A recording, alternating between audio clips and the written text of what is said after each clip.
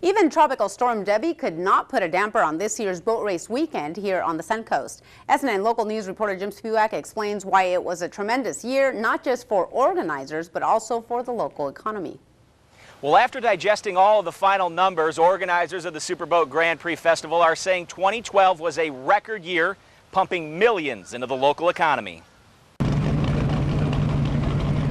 If there was ever any doubt that the local area is still suffering the restraints from an economic downturn, you wouldn't know it by looking at this year's Superboat Grand Prix Festival.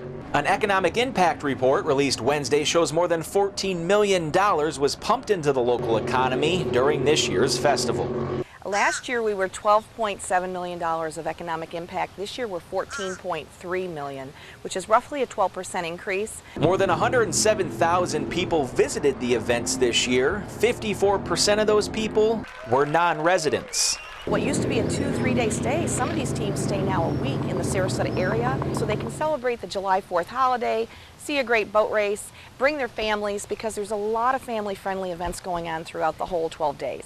30 teams participated in this year's flagship event, the Offshore Races, which is one of the premier stops on the circuit.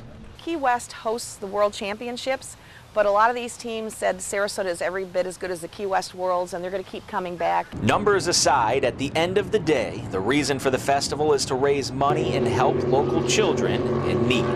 These children age.